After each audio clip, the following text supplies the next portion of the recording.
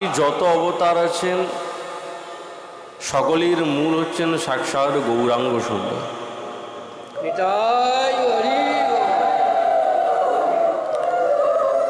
ওই জন্য অবতার শব্দের দ্বারাই অবতারীকেই বুঝাচ্ছে।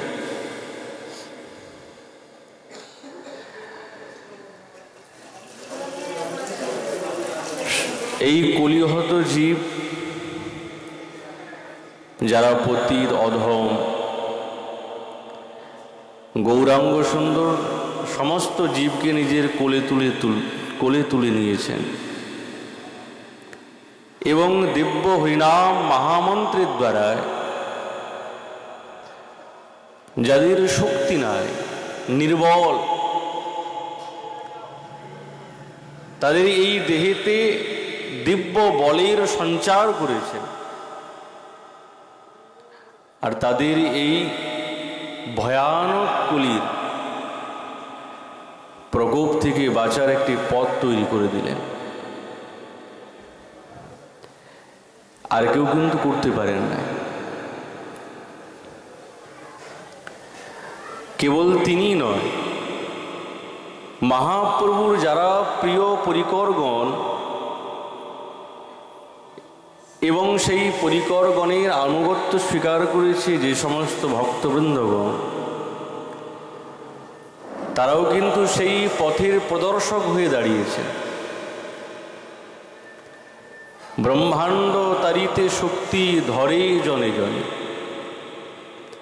আমরা বারংবার পাঠ করি বা জানি। এই ব্রহ্মাণ্ডকে উদ্ধার করার জন্য প্রত্যেক জনে এবং প্রত্যেক মহাপ্রভুর সঙ্গী যারা, তাদের হৃদয়ে এমন শক্তি সঞ্চার করেছেন যে বাস্তবিক এই ব্রহ্মাণ্ডকে পর্যন্ত উদ্ধার করে দেবেন। জীবের তো কোনো সীমা নাই, অসীম জীব। যেরকম অনন্ত কোটি ব্রহ্মাণ্ড আছে, সেরকম অনন্ত কোটি ব্রহ্মাণ্ডে অনন্ত কোটি জীব সমূহ আছে, কোনো গণনা করা যাবে না। কিন্তু মহাপ্রভুর দিব্য হরিনাম প্রচারের দ্বারায় যারা সেই দিব্য হরিনামের প্রচার করছেন, যাদের কানে যাবে তাদের হৃদয়ে বিগলিত হবে, বাস্তবিক হবে। শব্দ ব্রহ্ম হতেই পারে না, হৃদয়ে কঠিন হয়ে থাকবে। বলবেই মহারাজ মহাপ্রভুর দিব্য লীলাকে যারা সচক্ষে দেখেছেন, পরম প্রিয় পার্শ্বদবর্গ, পদকর্তা বাসুদেব ঘোষ নিজের প্রাণের কথাটি এই জগতে ব্যক্ত করছেন। কে মহাপ্রভুর স্বরূপটা কি আমরা তাকে চিনতে পেরেছি? কানতে কানতে বাসুদেব ঘোষ বলছে, প্রাণ কাঁদে গোরা গুণে, প্রাণ কাঁদে কি বুদ্ধি করিব, গৌরাঙ্গ গুণের নিধি কোথায় গেলে পাব। মহাপ্রভু যখন লীলা সম্বরণ করেছেন না, সেই লীলা সম্বরণের পর পদকর্তা বাসুদেব ঘোষের এই মর্মান্তিক, প্রভু যখন ছিলেন বুঝতে পারলাম না, কিন্তু তার এই অলক্ষেতে অবর্তমানে লীলা সম্বরণ করার পর যারা অন্তরঙ্গ সঙ্গী, যারা তার দিব্য লীলার সচক্ষে দর্শন করেছেন এবং ভাগীদারী হয়েছেন, তার এই হৃদয়ের নিদারুণ, এই হৃদয়কে বিদারিত করে দেয় মর্মান্তিক কান্তে কান্তে পদ গণনা করছেন। গোরা গুণে প্রাণ কাঁদে কি বুদ্ধি করিব, গৌরাঙ্গ গুণের নিধি কোথায় গেলে। কি আর করিবি দয়া পতিত দেখিয়া, দুর্লভ সেই হরির নাম কে দিবে যাচ্ছে। কেমন আক্ষেপ! প্রত্যেকটি শব্দের মধ্যে যেন পরকর্তার সারা জীবনের দুঃখটা সঞ্চয় করে রেখেছেন। প্রভু চলে গেছেন তো, তাই জন্য তিনি এই জগৎকে বলছেন কে দেবে। অকিঞ্চন দেখে কেবা উঠিবে কাঁদিয়া, গৌর বিনু শূন্য হইল সকল নদিয়া। শূন্য হয়ে গেছে। কিন্তু এখানে একটি কথা তিনি বললেন, অকিঞ্চন দেখে কেবা উঠিবে কাঁদিয়া। এর দ্বারাই তিনি এটি বুঝাতে চেয়েছেন যে গৌরাঙ্গ সুন্দরীর তত্ত্বটা কত নিগূঢ়। তিনি তো পতিত পাবন, তার কার্যটাই হচ্ছেন পতিতগণকে উদ্ধার করা। তিনি হচ্ছেন দরিদ্রের সহায়, তিনি দুর্বলের সাক্ষাৎ বল সমতা। অবল যদি কেউ গৌরাঙ্গের নামও নেয় না, তারা সবল হয়ে যায়, এত শক্তি আছে। এই ত্রিতাপ জ্বালাতে জ্বলছে জীবের হৃদয়, সেই আগুনটাকে নির্বাপিত করার তিনি হচ্ছেন সাক্ষাৎ সেই বারি বর্ষণ মেঘরাশি। যখন এত কষ্ট দুঃখ পেয়ে জীব সাক্ষাৎ গৌরাঙ্গ সুন্দরকে ডাকবে না, ভগবানকে ডাকবে কাতর ভাবে, তখন ভগবান ছুটে আসে। আমরাও ডাকি,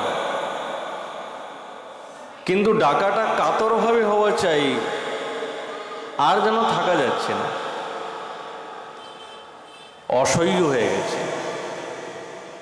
যেরকম ব্রজসুন্দরীগণের ত্রুটি যুগায়ত, তার সঙ্গে যেহেতু তুলনা হয় না, তবুও সাধকের এবং জীবের হৃদয়েতে এমন কাতর এবং আকুতির সঙ্গে সাক্ষাৎ ভগবানকে ডাকবেন, ভগবান না আর থাকতে পারবেন না। তখন মনে মনে ভাবছি, আমার প্রিয়জন, আমার জন আমাকে কেমনভাবে কাতরভাবে ডাকছে, একবার যাই। আর ভগবান অবশ্যই আসবেন, যেহেতু তিনি পতিত পাবন। যত পতিত আছে সমস্ত পতিতকে উদ্ধার করার দায়িত্ব তিনি নিয়েছেন, অবশ্যই আসবেন। কিন্তু আরতি চাই, বিরহ চাই, নাহলে হবে না। এরকম যদি তিনি না করেন, তাহলে কি তিনি ঈশ্বরত্বের প্রাধান্য প্রাপ্ত হয়? ডাকলেই তবে তো আসবে। কিন্তু গৌরাঙ্গ অবতারে তিনি অন্য অন্য অবতারের অপেক্ষা কিছু বিশেষত্ব আছে তার, তবেই তো অবতারের সার বলেছেন। বিশেষতা তো অবশ্যই আছে, এক তো মিলানো যাবে না।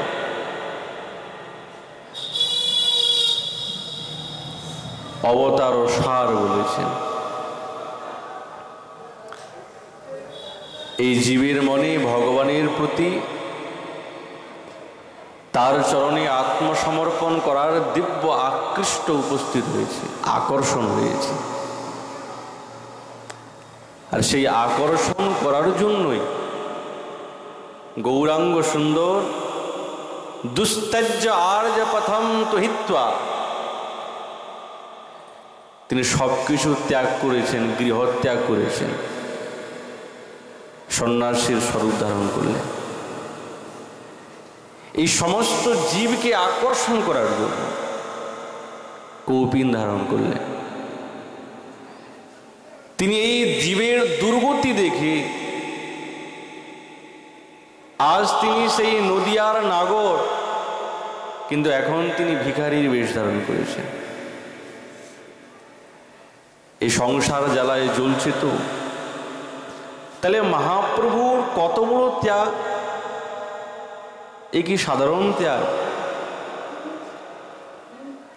কেবল তো তাই নয়, যেই প্রেম তিনি দিবার জন্য উপস্থিত হয়েছেন কোনোদিন কাউকে দেন না। কবিরাজ গোস্বামীপাদ বলছেন, চিরার আদত্তম নিজগুপ্ত বিত্তম বিত্তম ধনম। চিরার আদত্তম, চিরকাল, চিরকালের সংজ্ঞা বলেছেন পূর্বে আমাদের কবিরাজ গোস্বামীপাদ।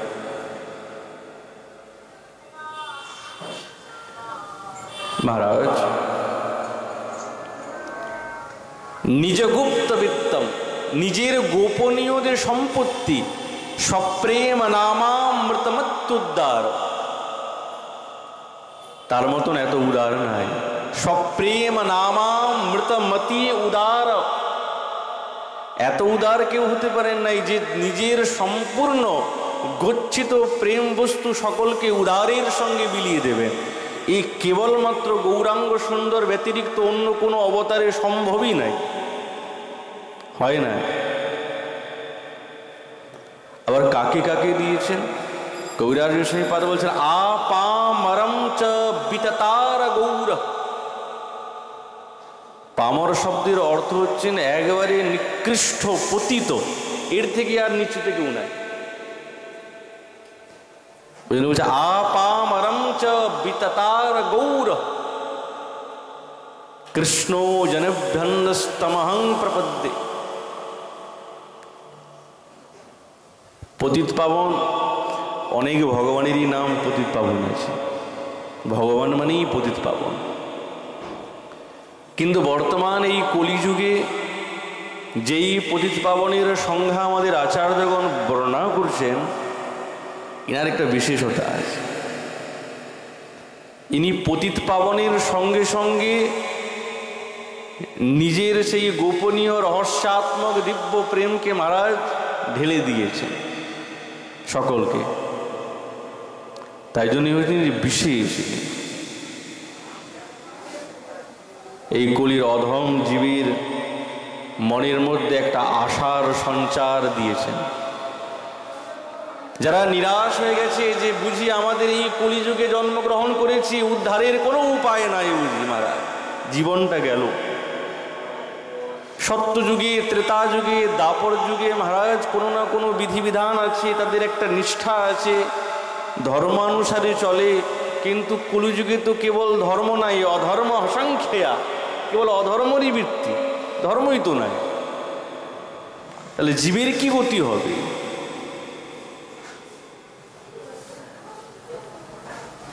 ওই গতি।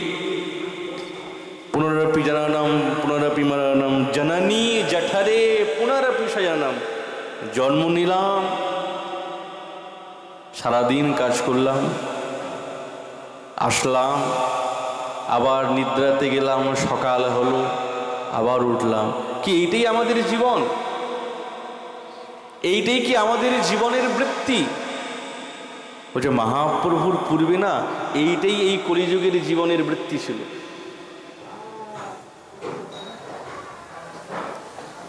জন্ম হলো, ধীরে ধীরে যুবক হলো, বিবাহ হলো, সংসার পাতলো,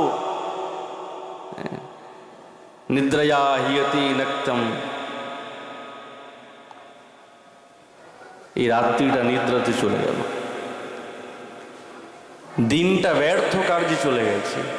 ভগবানের সেবা ব্যতিরিক্ত, গুরু বৈষ্ণবের সেবা ব্যতিরিক্ত যাবতীয় কর্ম সব কিন্তু ব্যর্থ কর্ম। জীব গোস্বামীপাদ বলছেন চম্পুতে, বৈষ্ণব সেবা এবং ভগবানের সেবাটাও হচ্ছেন সাধকের কর্ম। যারা সাধক তাদের কর্মই হচ্ছেন এইটাই।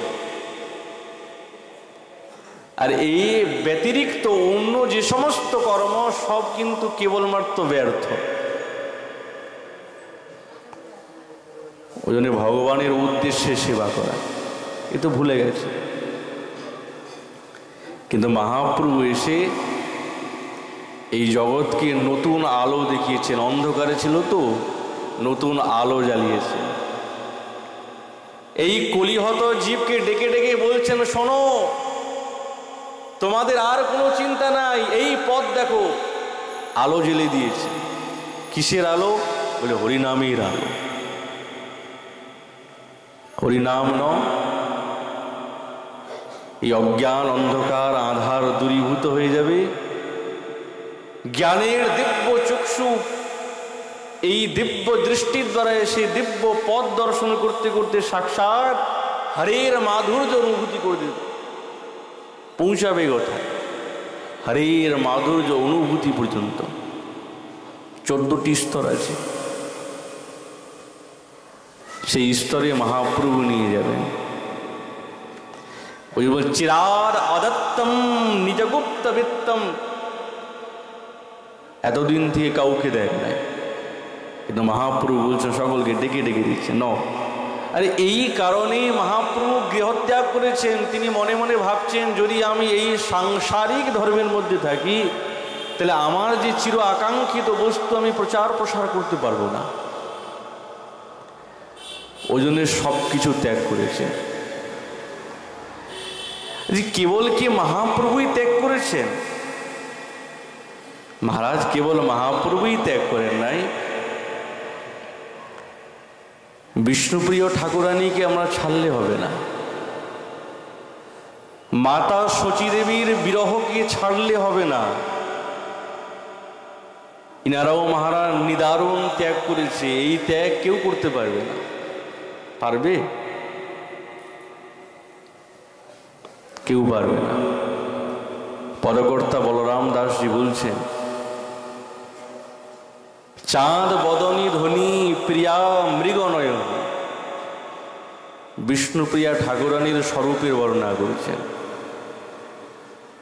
বলার তারতম্য এই যে বারবার আচার্যগণ বলছেন মহাপ্রভু গৃহত্যাগ সর্বশ্রেষ্ঠ ত্যাগ করে তিনি সন্ন্যাস ধর্ম অবলম্বন করেছেন, কিন্তু মহারাজ ঠাকুরানীর ত্যাগ যদি না থাকতো তাহলে মহাপ্রভুকে এই দিব্য প্রেমের প্রচার প্রসার করতে সমর্থ হতেন?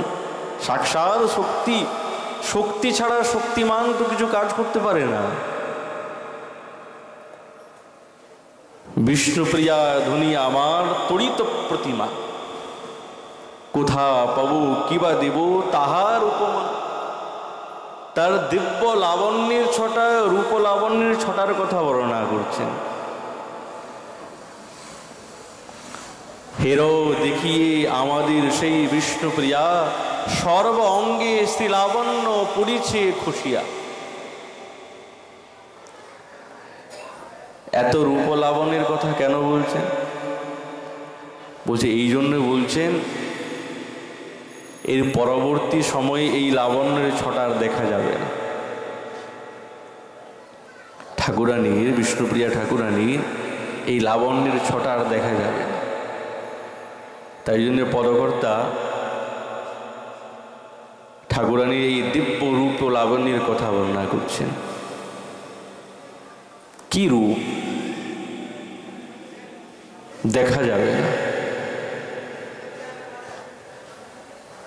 আজ সাক্ষাৎ নিমাই শচীনন্দন, তার মনের মধ্যে বড় ইচ্ছা, আর এই ইচ্ছাটাও একটা লীলা বিশেষ, সাধারণত নয়। প্রিয়ার প্রতি প্রিয়ের লোভ, এটা একটা লীলা। লোভে বিভোর হয়েছে।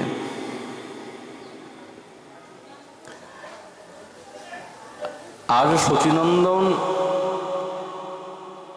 বিষ্ণুপ্রিয়ার সঙ্গে সম্মিলিত হয়ে রসকৌতুক এবং গাঢ় প্রেমের আলাপ, আর আজ যে তিনি করছেন এই রকম বৃত্তি কখনোই করেন না, কখনো নয়। প্রথম কারো মনে হতে পারে যে প্রভু তো গৃহত্যাগ করে সন্ন্যাসে অবলম্বন করবেন, তো তার এই রকম প্রেমের প্রসার এবং এই প্রেমের আলাপ এবং রসকৌতুকের মাহাত্ম্যটা কি? কারণটা কি? বলছে কারণ আছে। বিরহটা আরো দ্বিগুণ বাড়াতে চান।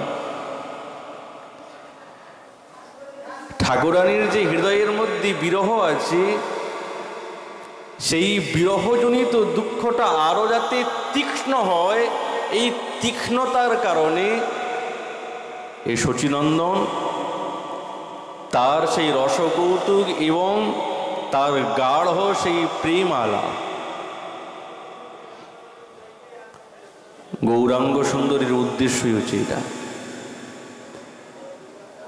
বিষ্ণুপ্রিয়ার যে বিরহ, সেটা অগ্নির শিখার মতন জ্বলছে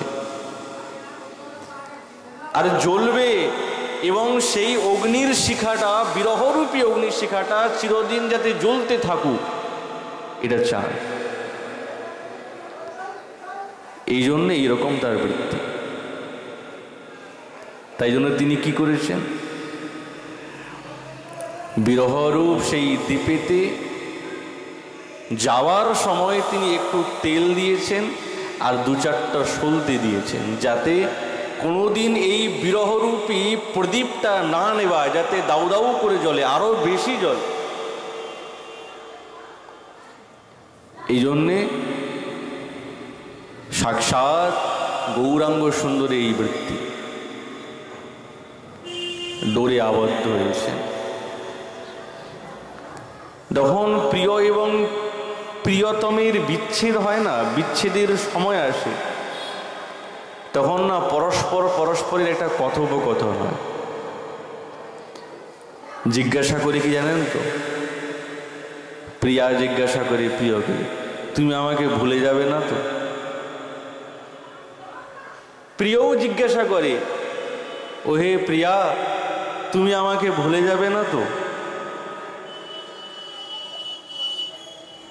তুমি যদি কোথাও যাও, তো তোমার এমন একটা ছবি আমার হৃদয়ের মধ্যে অঙ্কিত করে রাখো, যাতে আমি দিবারাত্রি সেই দিব্য রূপ দর্শন করে আমি ডুবে যেতে পারি।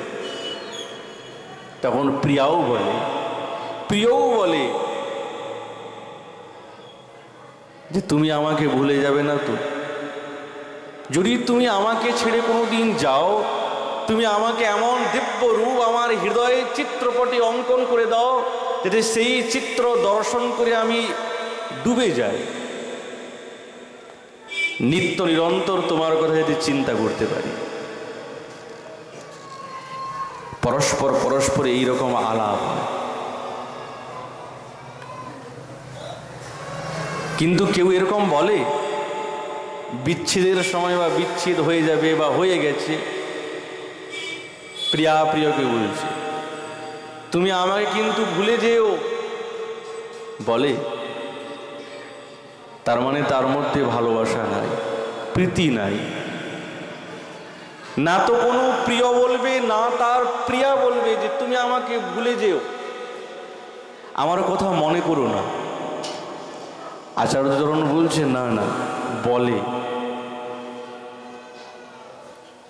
অন্তর থেকে বলে না, মুখে বলে তুমি আমাকে ভুলে যেও। তার মানে কি জানেন তো, তুমি আমাকে কিন্তু কোনোদিন ভুলবে না, কোনোদিন ভুলবে না, আমার কথা যাতে তুমি মনে রেখো। এটা বাইরের আক্ষেপে বলে তুমি আমার কথা চিন্তা করবে না, আমাকে তুমি ভুলে যেও, কিন্তু অন্তরে চায় তুমি আমাকে কোনোদিন ভুলবে না। আর এইটি হচ্ছেন যথার্থ প্রীতি এবং যথার্থ প্রেমের সংজ্ঞা। আর যে পরস্পরকে ভুলে যায় তাকে প্রেম বলে না, প্রীতি বলে না।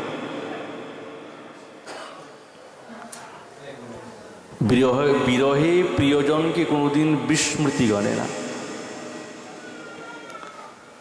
আর বিরহের স্বরূপই হচ্ছেন যে তার রূপ গুণ এবং প্রতিটি কার্যের যদি প্রীতি থাকে না, তার কথা সবসময় চিন্তা হয়। সে তো দেখতে এরকম ছিল, তার কত কাজ, কত লীলা করত, কত সুন্দর সুন্দর কথা বলতো, ভুলি তো যায় না। তখন তার আরো দ্বিগুণ ওই ভাবের সঞ্জাত হয়, ওই কথাই চিন্তা করতে থাকে। এই হৃদয়ের মধ্যে বিরহের আগুনটা দাউ দাউ করে জ্বলে। এক একটি কথা, এই এক একটি কথাই হচ্ছেন তার এক একটি বিরহের দিন কাটতে থাকে। এটি হচ্ছেন প্রিয় এবং প্রিয়তমের দিব্য প্রেমের ভাব, আর সেটা বিরহেতেই প্রকাশ পায়।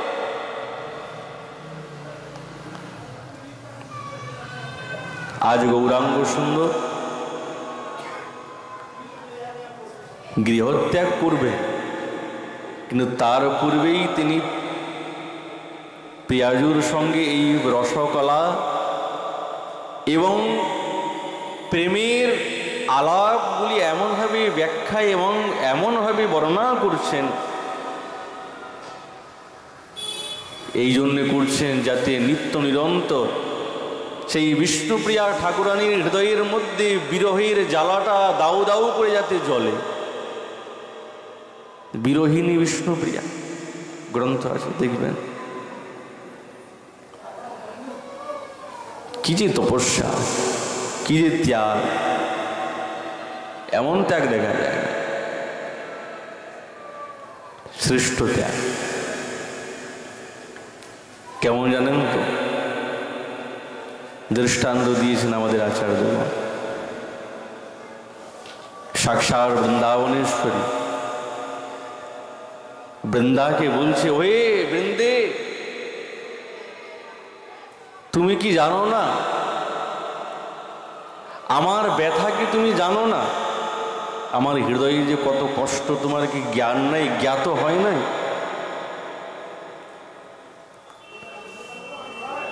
জানি, কিন্তু বৃন্দাবনেশ্বরী বলছেন, যেই দিনে সাক্ষাৎ সেই মাধব আমাদেরকে ছেড়ে মধুপুরীতে চলে যাচ্ছে রাজপথে, কিন্তু প্রকাশে তো আমি আসতে পারি না, আমার লজ্জা আছে, ভয় আছে। আমি প্রকাশে এসে তো তার সঙ্গে কোনো কথোপকথন করতে পারছি না। কেন? বলে কি করে করব? সেখানে নন্দ বাবা আছেন, মা যশোদা আছে, জটিলা কুটিলা কত জন আছে, তাদের সামনে এসে আমি কি কোনো কথোপকথন করতে পারি? কি পারি না। কিন্তু মনে খুব আকাঙ্ক্ষা যে একবার আমি কথা বলি, কিন্তু পাচ্ছি না। তখন আমি কি করলাম? পাশেই একটা কুঞ্জির আড়ালে লুকিয়ে রইলাম, লুকিয়ে গেছি। সাক্ষাৎ মাধবের রথটা যখন হাঁকিয়ে দিলেন অক্রুর মহারাজ, মন্দ মন্দ গতিতে চলছে রথ।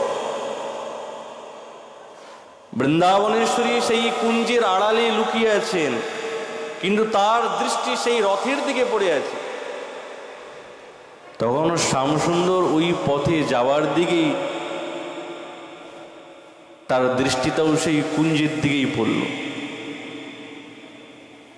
আর কুঞ্জে এত তো ঝোপঝাড়ি আছে, কিন্তু শুদ্ধ প্রেমের এমন আকৃষ্টতা, এমন আকর্ষণ যে গোবিন্দের দৃষ্টি সাক্ষাৎ বৃন্দাবনের শরীর নয়নের সঙ্গে নয়নের মিলন।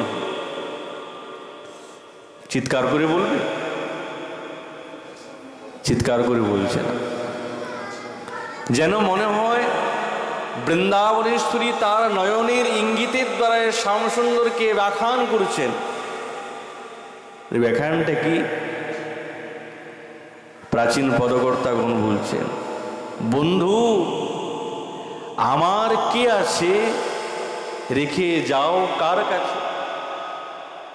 ও হে বন্ধু, আমার এই জগতে কে আছে, তুমি আমাকে কার কাছে রেখে যাচ্ছ? মুখে বলছেন না, দৃষ্টির দ্বারা বলছেন। শ্যামসুন্দর যে বুঝতে পারছেন তাও না, তিনিও বুঝতে পারছেন।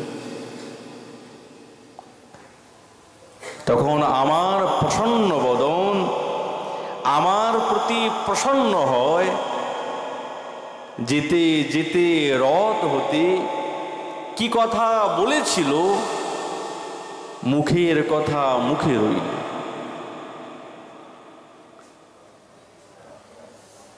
যেতে যেতে যেন কেমন কি বলল, মুখের কথা মুখেই রয়ে গেল, বলতে আর পারল না। আমার মুখ পানে চেয়ে নয়ন জলে ভেসে গেল। বন্ধু, আমার কে আছে, রেখে যাও তুমি কার কাছে? বৃন্দাকে বলছে, ওহে বৃন্দে, কিন্তু আমার উপর দৃষ্টি পড়লো। দৃষ্টিতে দেখলাম কি জানো? দেখলাম আমার বধূর চোখের জল, চোখের জল মন্দ মন্দ টপ টপ করে পড়ছে। আর সেই চোখের জলের দৃষ্টিটি, সেই স্বরূপটি আমার এই হৃদয়ে অঙ্কিত হয়ে রয়ে গেল। সেই ছবিটি আমি চিরকালের জন্য আমি যেন হৃদয়ের মধ্যে এঁকে রেখে নিলাম। আর এই ছবিটি কে দিয়েছে? সাক্ষাৎ গোবিন্দ দিয়েছেন। কি আমি তো চলে যাচ্ছি, কি তোমার চিরসঙ্গী এই ছবিটি। ওই জন্য বৃন্দাবনেশ্বরী তিনি সেই ছবিটিকে হৃদয়ের মধ্যে রেখে তারই কথা চিন্তা করতে করতে কখনো বিরহে আতুর হয়ে কাঁদেন, কখনো বা আনন্দের সঙ্গে বিভূত হয়ে যান। দিবানিশি বলছে, জানো, এই হচ্ছে আমার একমাত্র সাক্ষী, একমাত্র সাক্ষী। এই ভালোবাসার একমাত্র সাক্ষী। ঠিক সেই রকম আজ ঠাকুরানীর হৃদয়ের মধ্যে সেই ছবিটি যেন এঁকে গেছেন। ভগবানের অনেক লীলা আছে, কিন্তু তার মধ্যেই নরলীলা সর্বোৎকৃষ্ট, সবার থেকে শ্রেষ্ঠ। ভগবানের নরলীলা কি এমন দিব্য মধুর মহারাজ, কেমন মধুর! তার মতন মাধুর্য আর কোথাও নাই। ওই জন্য হারানো বস্তুকে বারবার চিন্তন করতে হয়। এই বিরহরূপী জ্বালাকে নির্বাপিত করার ঔষধ কি? বিস্মৃতি, ভুলে যাবা, তার কথা ভুলে যাবা। কবিরাজ গোস্বামীপাদ বলছেন, না না, ভুলে যাওয়া ঔষধ নয়। কিন্তু আমরা তো জানতাম মহারাজ, যেই বস্তু থেকে আমাদের কষ্ট হচ্ছে সেই কথাটা ভুলে যাও, তাহলে সুখ পাবে। যেই কথা চিন্তা করতে করতে আমাদের বড় দুঃখ হচ্ছে মহারাজ, ভুলে যাও, সুখ পাবে। কিন্তু আমাদের আচার্যচরণ বলছেন, না না, সেটা তো জাগতিক কথা। তাহলে ঔষধটা কি? বলছে, ঔষধ একটাই, যার কথা চিন্তা করতে করতে করতে করতে আমাদের যত দুঃখ হচ্ছে না, বিরহ হচ্ছে, বুঝে তার কথাটা বারবার স্মরণ করাটাই হচ্ছে না ঔষধ। চিন্তন করাটাই হচ্ছে না ঔষধ। তার রূপ গুণ লীলা, তার আচরণ, তার ব্যবহার, তিনি কি করতেন, এটি হচ্ছেন তার সবচেয়ে মহা ঔষধ। তো বিরহ বাড়বে, সাধক তো বিরহই চায়। বিরহেরই পরিভাষা হচ্ছেন প্রেম। প্রেমের অস্তিত্বই হচ্ছেন বিরহ মারা। এই বিরহের উপরেই প্রেম দাঁড়িয়ে আছে। প্রেম যদি না থাকে তাহলে বিরহ আসলো কোথা থেকে? তার মনের সঙ্গে তাকে ভালোবেসেছিলাম বলেই তো তার প্রতি বিরহ এসেছে। চিনি না, জানি না সে কোথায় গেল না গেল, আমার কি দরকার আছে? বিরহও নাই, প্রেমও নাই, ওই জন্য বিরহ নাই। প্রেম আছে বলেই তো বিরহ আছে। ওই জন্য এই পরস্পর পরস্পর ন্যাস শাস্ত্রে বলছেন অন্যন্য বৃত্তি, একে আলাদা করা যায়। যেখানে প্রেম সেখানে বিরহ।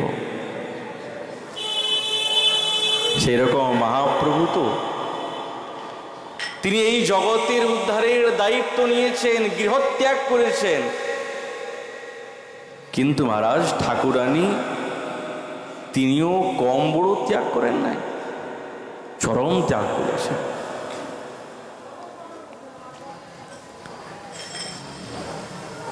গৌরাঙ্গ সুন্দর তার যে ভাব, আজ প্রদীপটা নির্বাপিত হয়ে গেল, বিষ্ণুপ্রিয়া ঠাকুরানী নিদ্রায় গেলেন। এই রজনী প্রায় 6 দণ্ড বিষ্ণুপ্রিয়া ঠাকুরানী মহাসুখে শয়ন করে আছেন আনন্দের সঙ্গে। নিমাই আস্তে আস্তে উঠেছে, ঠাকুরানী জানতে পারেন না, ধীরে ধীরে উঠেছে। সঙ্গে সঙ্গে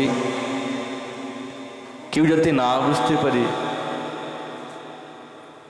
তিনি চলতে আরম্ভ করছেন, দ্বারটা ঘুচালেন। নিদ্রিতা বিষ্ণুপ্রিয়ার বাম চরণে পার্শ্বে উপধান করিয়া রক্ষণে বক্ষস্থলে নিজগণ্ড উপধান দিয়া বাহির হইল গোরা দ্বার ঘুচাইয়া। কপাটটা খুলেছে না, এত ধীরে ধীরে খুলেছেন, শব্দ হচ্ছে না। একটা বলে যাওয়া, একটা লুকিয়ে যাওয়া। পূর্বে এত দিব্য প্রেমের কথোপকথন, আর বর্তমান এই নিদারুণ দুঃখ হৃদয়ের মধ্যে কুঠারাঘাতের মতো।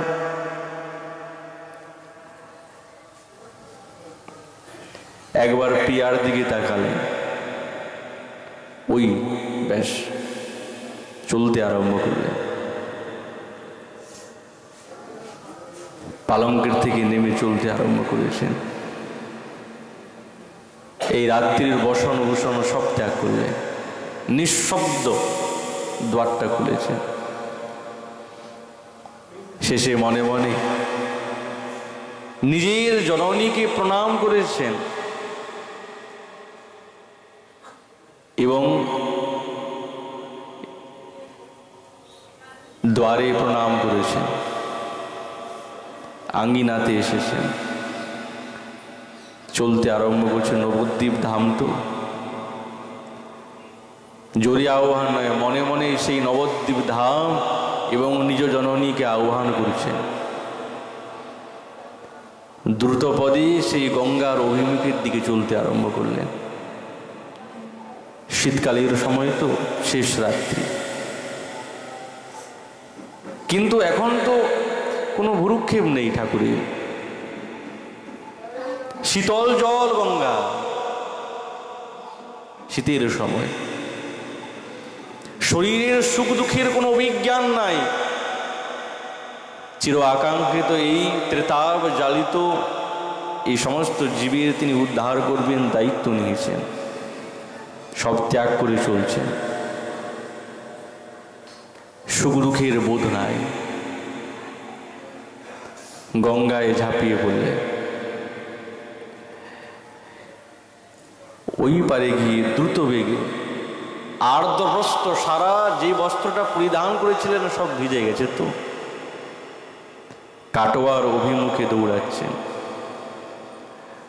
পদকর্তা লোচন দাস বলছেন, শয়ন মন্দিরে শ্রী গৌরাঙ্গ সুন্দর উঠিলা রজনী শেষে।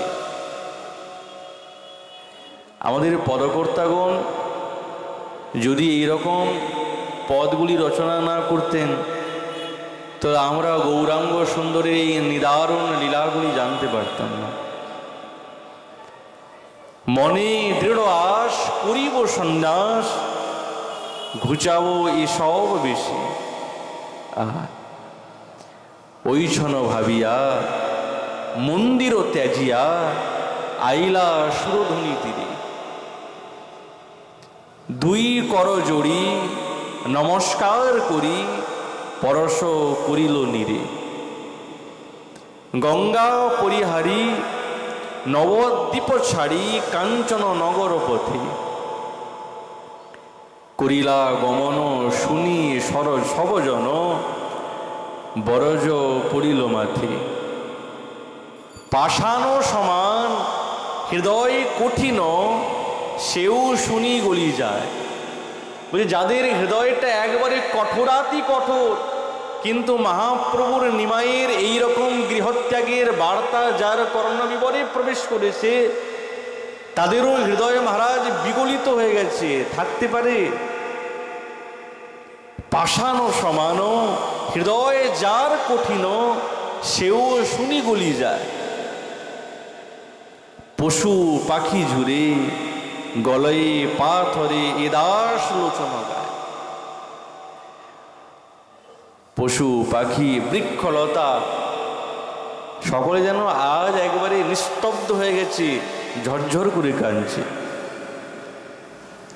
যেই গঙ্গার ঘাটে গৌরাঙ্গ সুন্দর এই নবদ্বীপে ত্যাগ করে চলে যাচ্ছেন না, সেই গঙ্গার ঘাটের নাম নির্দয় ঘাট। সমস্ত নদিয়াবাসীগণ অভিশাপ দিল সেই ঘাটকে, যা তোমাকে অভিশাপ দিলাম, তোমার কোনো দয়া নাই তো, ওই জন্য নির্দয় ঘাট। এই ঘাটের নাম নির্দয়, দয়া নাই। বংশী শিক্ষাতে বংশীবদন ঠাকুর, যিনি মহাপ্রভুর অন্তরঙ্গ প্রিয় পার্শ্বদ, ঠাকুরানীর শিষ্য, তিনি বলেছেন এ ঘাটের নাম আজ হইতে নিরদয় ঘাট জানি। বংশী শিক্ষাতে সাক্ষাৎ ব্রজের বংশী, তিনি বংশী বদনানন্দ রূপে আবির্ভূত হলেন, আর পরবর্তী সময়ে তিনি রামাই পণ্ডিত রূপে অবতীর্ণ হলেন। বাগনাপাড়া শ্রীপাঠ।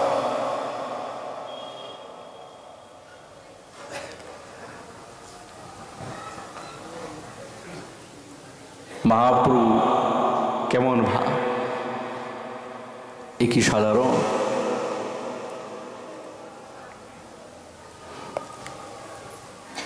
দয়া নাই।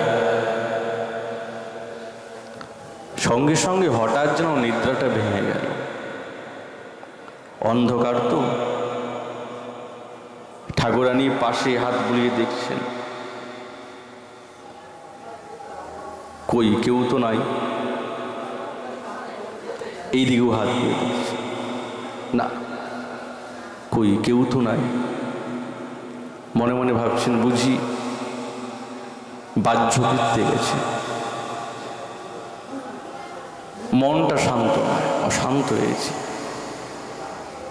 সময় হয়তো এই সময়ের দ্বারা মনটা কখনো চঞ্চল হয়, কখনো স্থির থাকে।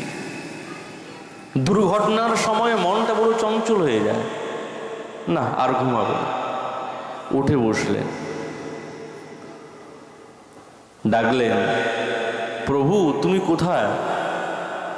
খুব মন্দ মন্দ স্বরে, মনে মনে ভাবছেন বুঝি বিশ্রাম করছেন। অন্ধকার তো, কিন্তু তাকিয়ে দেখলেন যে ঘরের কপাটটা খোলা আছে।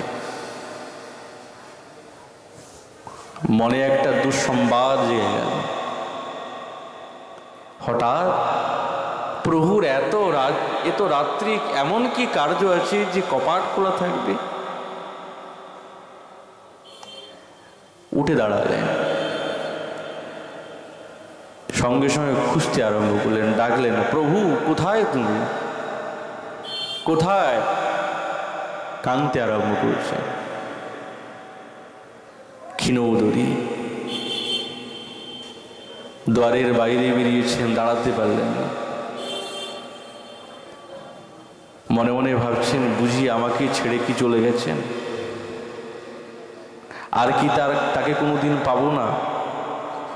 কোথায় বা তিনি গেলেন? কেবল কাঁদছেন, ভাষা স্ফূর্তি প্রাপ্ত হচ্ছে না। সন্দেহটা ধীরে ধীরে ক্রমে ক্রমে ঠাকুরানীর হৃদয়ে বাড়তে আরম্ভ হলো। আমি যা সন্দেহ করছি সেটা কি বাস্তবিক? यथा विष्णुप्रिया चमकी उठिया पालंके बुलाए हाथ, प्रभु ना দেখিয়া উঠিল কাঁদিয়া শিরে মারি করাঘাত। পালঙ্কে উঠে নিজের হাত নিজে করাঘাতে করছে। মুই সেই অভাগিনী মোরে নিদ্রা দিয়া কি তার ছল। আমাকে এমন ঘুম পাড়িয়ে দিলেন আমি বুঝতে পারলাম না। প্রভু গেল পলাইয়া এই কাঞ্চন নগর, গেল বিশ্বম্ভর জীব উদ্ধার বারতরে। এদাস লোচনে দগধ হয়ে মনে, না পাইল শচী দেখিবারে। কাকে বলবেন?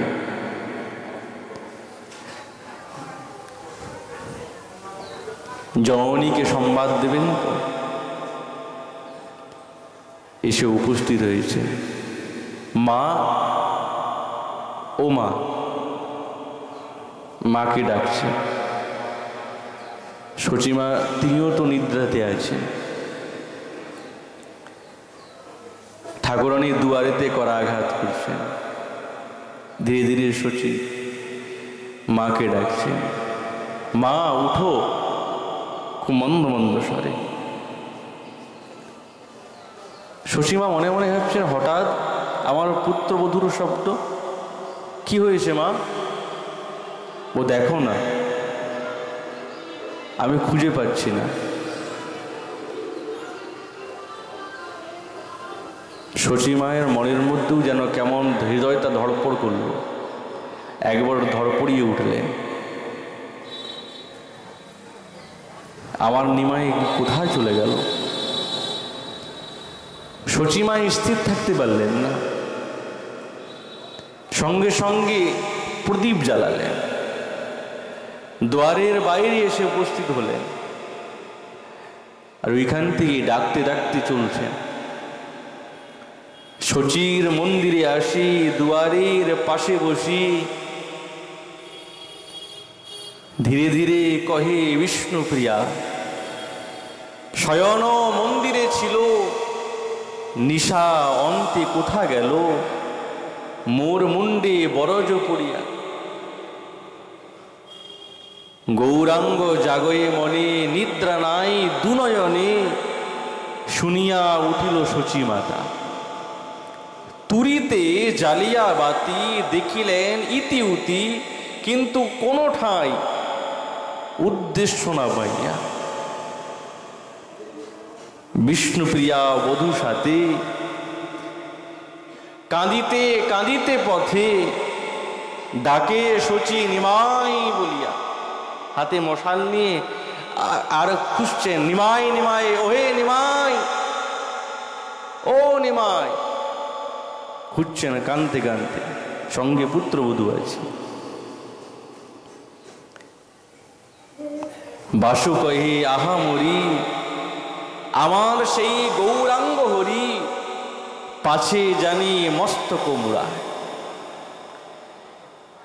বাসুদেব ঘোষ পদকর্তা গৌরাঙ্গ সুন্দরীর যে পদগুলি রচনা করেছেন, এমন পদ মহারাজকে রচনা। মা শচী দেবী রাত করে বৃদ্ধা তো কত ডাকবে, ডাকতে ডাকতে আর স্বর বেরোচ্ছে না। জোরে জোরে ডাকছি কিন্তু স্বর আর বেরোচ্ছে না। ঠাকুরানী বলছে, মা আমি ডাকি। শচীমা কাঁদতে কাঁদতে বলছে, হ্যাঁ গো, তুমিও ডাকো, তুমিও ডাকো, আমিও ডাকি, দুইজনে মিলে ডাকি, যদি আমাদের কথা শুনে সে আসে। কিন্তু ঠাকুরানী বললেন তো যে আমি ডাকি, কিন্তু মনে মনে ভাবছেন কি সম্বোধন করে ডাকবো, কি বলে ডাকবো? আমার কাছে তো কোনো ভাষা নাই, কোনো শব্দ নেই। কাউকে ডাকতে হলে দুরাহ্বানা, আহ্বানে রোদনাদ, গানে প্রসিদ্ধ সম্বোধন। কাদার সময়, ডাকার সময় রোদনে সম্বোধনের প্রয়োগ হয়, কিন্তু যার উদ্দেশ্যে কাঁদবো, কাঁদা তো যায়, কিন্তু ডাকবো কি বলে? নাম ধরে তো ডাকা যাবে না।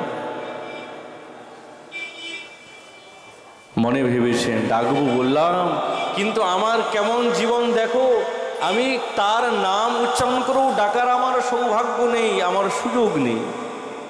কতটা কষ্ট, যেন মনে হচ্ছে মনে মনেই ডাকছেন ঠাকুরানী, মনে মনে ডাকছে মাতা শচী দেবী, তিনি উচ্চস্বরে ডাকছে।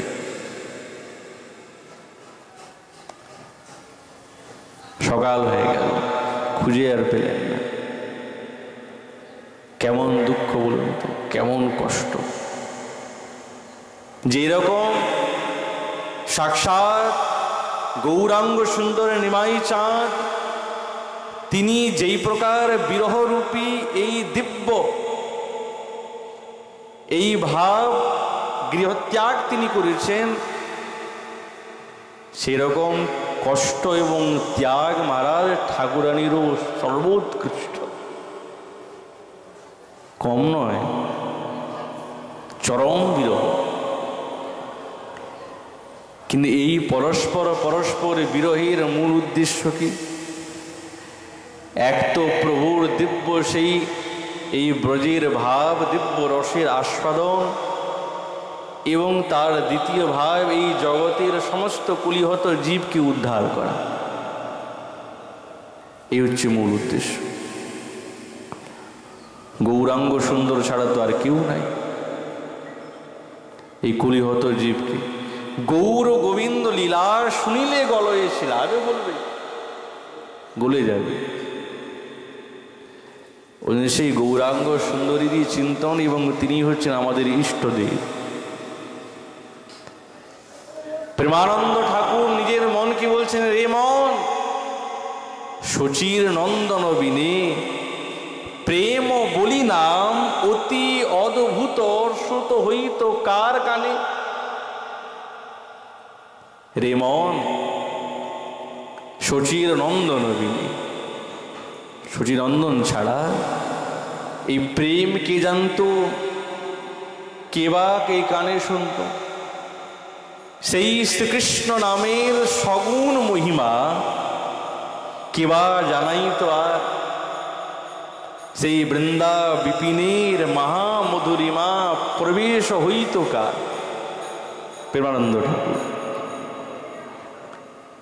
কে বা জানাইতো সেই রাধার মাধুর্য, সেই রস যশ চমৎকার?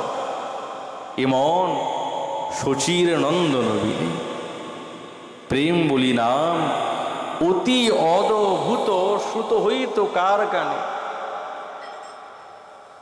তার অনুভব সাত্বিক বিকার গোচর ছিল কার? ব্রজে যে বিলাস রাস মহারাস প্রেম পরকিয়া তত্ত্ব, গোপীর মহিমা বেভিচারী সীমা, কার গতি ছিল এত? ধন্য